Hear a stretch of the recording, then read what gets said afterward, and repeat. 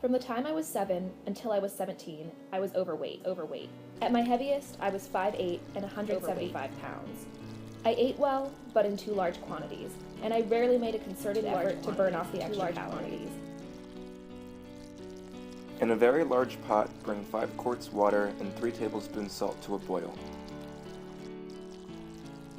I'd beat myself up about being overweight, even though I had the tools to be in shape. Then, I'd resort to an unhealthy diet to lose the weight that was making me self-conscious. Because being on a diet added to my insecurity, when the weight didn't come off or came off too slowly, I quickly fell back into old habits, and food once again became a comfort. Too large quantities. Add the pasta and cook until just al dente, about 1 minute less than the package directions.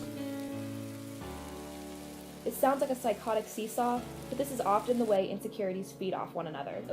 Because I hadn't made a decision to change my lifestyle, it was impossible for me to keep the weight off. It was dieting itself that was keeping me overweight. I was only able to lose and keep off the 30 extra pounds I was lugging around once I stopped treating food as an emotional crutch and put it back in perspective as the fuel that it is.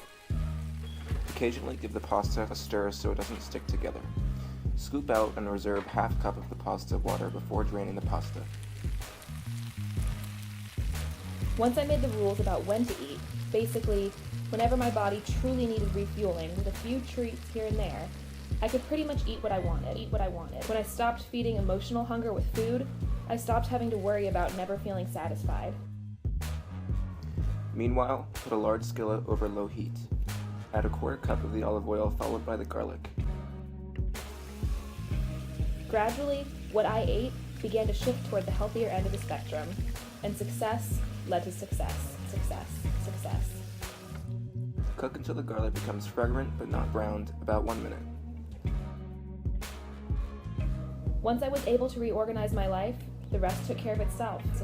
6 years down the road and well out of college, leading a healthy lifestyle that provides all the nutrition I need while allowing for indulging in moderation has become second nature to me. Success. In a large bowl, combine the tomatoes, mozzarella, and the 1½ cups of the basil. Season generously with salt and pepper. Figuring out how to eat healthfully on your own without your parents' guidance is one of the hardest lessons you must learn when you leave home for college. Add the cooked pasta and reserved pasta water to the garlic in the pan and cook for 1 minute.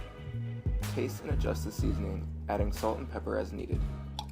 Pour into the bowl with the tomatoes and mozzarella, stirring to combine. Whether you grew up in a home where healthy eating and purposeful activity were priorities, or where fast food was frequent standby and physical exercise was never on the agenda, college can pose a huge threat to anyone's genes. Meanwhile, put a small skillet over medium heat. Add the remaining quarter cup olive oil and the breadcrumbs. Cook until golden brown, about 2 minutes. If you're not careful, it is easy to lose good habits you learned at home or reinforce bad ones. Remove from the heat and stir in the Parmesan. If you find yourself on a couch in the student lounge, face to face with a mountain of junk food wrappers, you know it's time to make some changes.